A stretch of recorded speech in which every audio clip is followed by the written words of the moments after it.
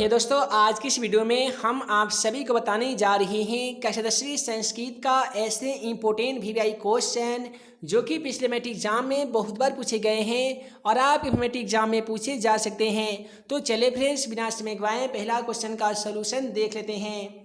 है दोस्तों, जैसा कि आप सभी मोबाइल स्क्रीन पे पहला सवाल क्वेश्चन नंबर 1 को देख पा रहे हैं कि धर्म की रक्षा किससे होती है। तो दोस्तों, यदि आप नीति श्लोका पाठ को पढ़े होंगे तो उसमें बताया गया है कि सत्य धर्माय रक्षते, यानी सत्य से धर्म की रक्षा होती है और विद्या से योगेन की रक्षा होती है। तो यहाँ पे सत्य से धर्म की रक्षा होगी, अतः क्वेश्चन का सही जवाब सत्य से हो जाएगा। अगला सवाल है मंदाकिनी वर्णन पाठ रामायण के किस खंड से संग्रहित है। यानी मंदाकिनी वर्णन पाठ है ना, वो रामायण के अयोध्या कांड से लिया गया है, जिसमें राम लक्ष्मण और सीता की कहानियों का वर्णन है, जिसके लेखक महर्षि वाल्मीकि जी हैं।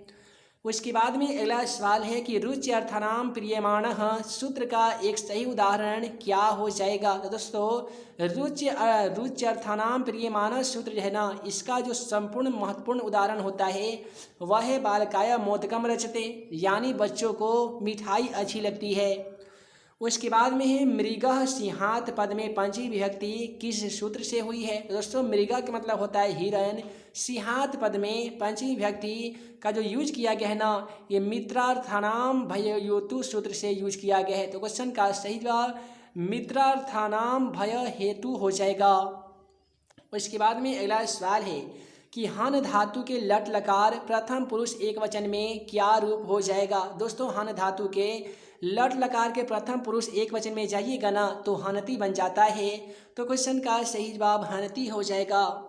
उसके बाद में अगला सवाल क्वेश्चन 6 का रहा है कि स्नातकम परीक्षा में राम प्रवेश राम ने विद्यालय के कौन सा स्थान प्राप्त किया था। यदि आप कर्मवीर कथा को पढ़ेंगे तो उसमें राम प्रवेश राम के जीवनों का वर्णन किया गया है, जिसमें कैसे एक दलित बालक अपने मेहनत के बल पे ऊंचे से ऊंची सीढ़ियों को प्राप्त कर लेता है। तो जब राम प्रवेश राम स्नातक की परीक्षा जब देता है ना, तो वो अपने विद्यालय में प्रथम स्थान प्राप्त करता है। तो क्वेश्चन का सही जवाब प्रथम स्थान हो जाएगा। उसके बाद में अगला सवाल है नदीसु गंगा पवित्रतमा अस्ति, यानी नदियों में गंगा पवित्र है।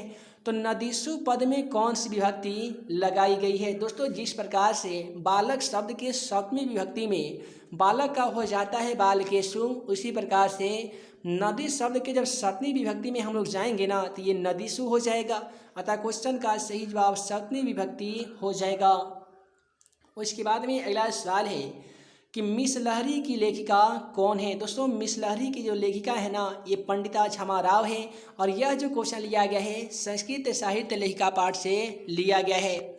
उसके बाद में अगला सवाल व्याकरण खंड से लिया गया है विद्या प्लस एक की संधि क्या हो जाएगी। जब भी विधायिका का हम लोग संधि विच्छेद करते हैं ना, तो विद्या जोड़ एका होता है, यानी विधायिका। क्वेश्चन का सही जवाब विधायिका हो जाएगा।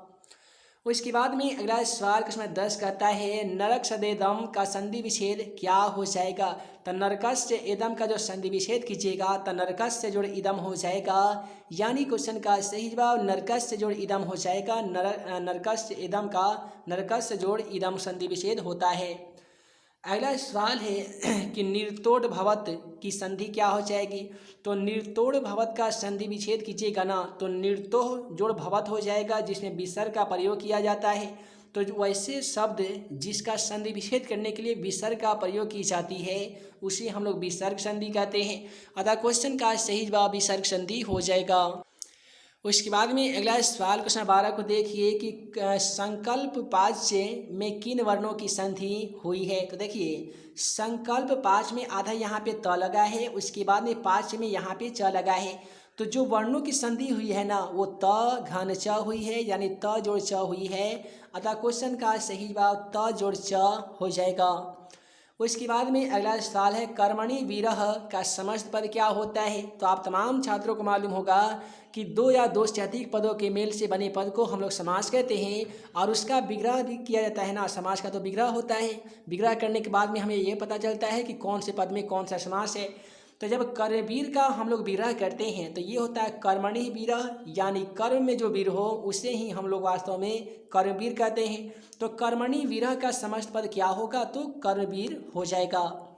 उसके बाद में है कि पुरुष सिंह का विग्रह क्या हो जाएगा। तो दोस्तों पुरुष सिंह का जब विग्रह कीजिएगा ना तो पुरुषः इव सिंह हो जाएगा, यानी पुरुषः इव सिंह। उसके बाद में अशांति में कौन सा समास है। दोस्तों अशांति को हम लोग विग्रह करेंगे तो कैसे बोलेंगे कि जहाँ शांति ना हो। तो जब हम समास का सॉल्यूशन किए थे उसने बताए थे कि जिस समासिक शब्द का पहला पद नकारात्मक अर्थ देता है यानी नहीं का अर्थ देता है, ऐसे तमाम शब्दों को हम लोग अव्ययी भाव समास या नय्य समास कहते हैं। अशांति का मतलब ही होता है जहाँ शांति ना हो, अमर का मतलब होता है नहीं मरने वाला, अनपढ़ का मतलब होता है नहीं पढ़ने वाला। ये तमाम शब्द नय्य समास के अंतर्गत आता है, अतः क्वेश्चन का सही जवाब नय्य समास हो जाएगा। अगला सवाल है बहुब्रीहि समास का एक उदाहरण लिखिए। ऐसे क्वेश्चनों को सॉल्व करने के लिए सबसे पहले आपको ये जानना होगा कि आखिर ये बहुब्रीहि समास होने के लिए क्या क्या कौन से टर्म कंडीशन है जिसके फॉलो करने पे हमें बहुब्रीहि समास का पता चल जाता है। तो दोस्तों जिस समासिक शब्द का कोई भी पद प्रधान ना हो, इसका समस्त पद मिलकर किसी अन्य पद की ओर हमें निर्देशित करता हो, तो ऐसे तमाम शब्दों को हम लोग बहुब्रीहि समास कहते हैं। यहाँ पे लंबोदर को देख लीजिए, तो लंबोदर को हम लोग कैसे लिखते हैं, तो लंबा है उदर। तो दोस्तों यहाँ पे दो पद में टूट गया है लंबोदर। अब ये दोनों पद में कोई भी पद प्रधान ना हो रहा है और किसी तीसरा पद हमें किसका ध्यान आ रहा है, तो गणेश जी का। तो कोई भी ऐसा शब्द हो जो दो पदों में टूटकर तीसरे पद का निर्माण करता हो, ऐसे तमाम शब्दों को हम लोग बहुब्रीहि समास कहते हैं। एग्जाम्पल के तौर पे दशानन को देख लीजिए, तो हम लोग कैसे करते हैं, दस है आनंद जिसका, तो आपके मन में धड़ाक से आता है कि दस है आनंद जिसका, दस आनंद किसका है, तो रावण का है। तो ऐसे भी शब्द क्या हो जाएंगे, तो बहुब्रीहि समास हो जाएंगे। उसके बाद में है कि आलोक यति पद में उपसर्ग बताइए। तो दोस्तों आलोक यति शब्द में जो उपसर्ग है ना, ये छीप उपसर्ग है। क्वेश्चन का सही जवाब छीप हो जाएगा।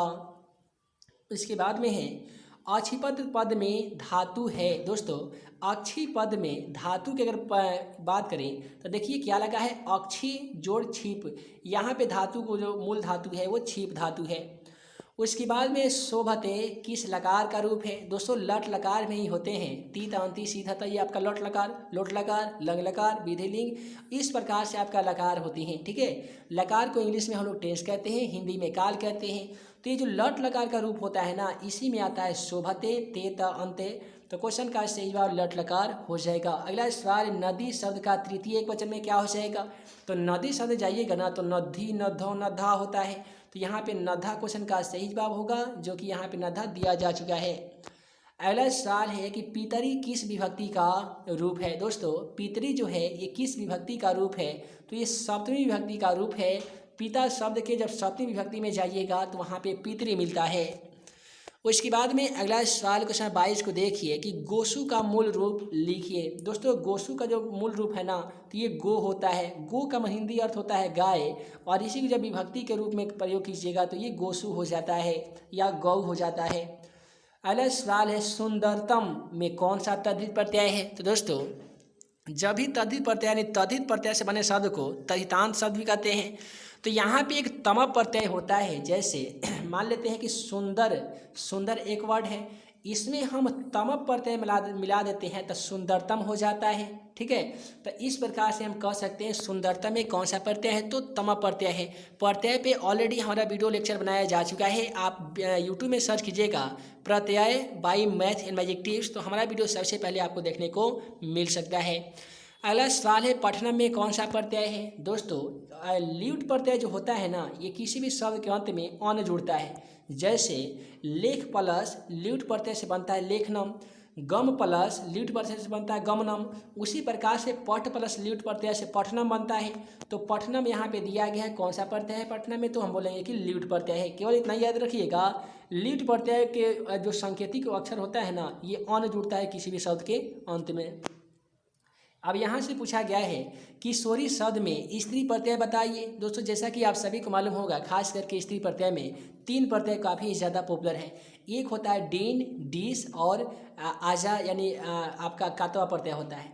तो किशोरी शब्द में जो प्रत्यय होगा, अब देखिए यहाँ पे दिया गया है डी प्रत्यय, यही आपका होगा डी प्रत्यय, जो कि स्त्री प्रत्यय है। जो किशोर, देखिए किशोर एक पुल्लिंग शब्द होगा, इसमें डी प्रत्यय मिलाने से एक किशोरी बन जाता है। अतः हम कह सकते हैं क्वेश्चन का सही जवाब डी प्रत्यय हो जाएगा। अगला सवाल है सीमन प्लस डाप से कौन सा शब्द बनेगा। देखिए डाप में क्या होता है कि इसका ड लोप हो जाता है और प लोप हो जाता है, तो जब हम सीमन में डाप प्रत्यय मिलाएंगे तो जाहिर सी बात है क्वेश्चन का सही जवाब सीमा हो जाएगा, जो कि यहाँ पे आंसर में भी दिया जा चुका है। अगला सवाल है जही किस धातु का रूप है। दोस्तों हन धातु एक है जिसके रूप जही होता है। क्वेश्चन का सही जवाब ऑप्शन यहाँ पे हन हो जाएगा। अगला सवाल है सर्व शुक्ला सरस्वती किसे कहा गया है। तो दोस्तों यह सवाल भी आपका संस्कृत का तीसरा साहित्य चैप्टर है, संस्कृत साहित्य लेखिका उसी चैप्टर से लिया गया है। तो इस चैप्टर को पढ़िएगा तो सर्व शुक्ला सरस्वती जो है ना ये दंडी को कहा गया है। तो क्वेश्चन का सही जवाब यहाँ पे दंडी हो जाएगा, जो आधुनिक काल की संस्कृत लेखिकाओं में सबसे ज़्यादा प्रसिद्ध है पंडिता छामाराव। और यहाँ पे वर्तमान काल में बोला जाएगा तो मिथिलेश कुमारी मिश्र हो जाएगा। अगला सवाल है मैथिली कवि कौन है। दोस्तों व्याघ्रपति कथा पढ़िएगा ना तो उससे मैथिली कवि विद्यापति को बताया गया है। ठीक है, अलस कथा के रचनाकार विद्यापति जी हैं, जो एक मैथिली कवि के रूप में जाने जाते हैं। अगला सवाल है मरने के बाद कौन सा संस्कार संपन्न होता है। तो ये जो क्वेश्चन लिया गया है ना ये भारतीय संस्कारा पाठ से लिया गया है। तो मरने के बाद में जो संस्कार होता है इसे हम लोग अंत्येष्टि संस्कार कहते हैं। और दोस्तों संस्कारों की कुल संख्या बुक में आपका 16 बताया गया है, जो 5 प्रकार के होते हैं। इसे हम लोग षोडशा संस्कार भी कहते हैं। तो मरने के बाद में व्यक्ति के जो सांस संस्कार होता है इसे हम लोग अंत्येष्टि संस्कार कहते हैं, जिसके अंतर्गत मुख अग्नि भी दिया जाता है। अगला सवाल है भीखन टोला देखने के लिए कौन आया था। यदि आप कर्मवीर कथा को पढ़िएगा तो उसमें भीखन टोला नामक गांव को देखने के लिए एक शिक्षक आता है। ठीक है, तो क्वेश्चन का सही जवाब यहाँ पे शिक्षक हो जाएगा। अगला सवाल है मंगलम पाठ कहाँ से संकलित है। संस्कृत को इसी क्वेश्चन में बोला जाता है मंगलम पाठे कति मंत्रा संकलिता संति या मंगलम पाठ कुत्र संकलिता अंस्ति, यानी मंगलम पाठ कहाँ से संकलित है। तो दोस्तों मंगलम पाठ संस्कृत का पहला पाठ है जो उपनिषद से संकलित है और इसके रचनाकार महर्षि वेद व्यास जी हैं। अगला सवाल है महान से भी महान क्या है। तो दोस्तों आपके कक्षा 10 संस्कृत का प्रथम पाठ मंगलम बताया गया है कि महान से महान का यानी अरुण अणयान महतो महियान आत्मा से जंतो निर्हिता गुहायाम, यानी छोटी से छोटी और बड़ी से बड़ी आत्मा मनुष्य के हृदय रूपी हृदय रूपी गुफा में निवास करती है। तो महान से महान किसे बताया गया है, तो आत्मा को बताया गया है। अगला सवाल है किसकी विजय नहीं होती है। दोस्तों मंगलम पाठ में ही बताया गया है कि सत्य में जयते ना अनृतम, यानी सत्य की ही जीत होती है और झूठ की नहीं, यानी असत्य की नहीं। तो क्वेश्चन का सही जवाब असत्य हो जाएगा। अगला सवाल है कि पटना का इतिहास कितना वर्ष पुराना है। दोस्तों संस्कृत का ये दूसरा चैप्टर है कि पाटलिपुत्र वैभवम, जिससे पटना के वैभव के बारे में पढ़ा गया है। तो पटना का जो इतिहास है ना बुक के अकॉर्डिंग 2500 वर्ष पुराना है, अतः क्वेश्चन का सही जवाब 2500 वर्ष पुराना हो जाएगा। तो दोस्तों वीडियो लंबी ना हो जिस कारण मैं इस वीडियो को यहीं पे एंड करता हूँ। हम जल्द मिलेंगे अगले वीडियो में नए भी क्वेश्चन के साथ, तब तक के लिए वीडियो के लिए बहुत बहुत धन्यवाद।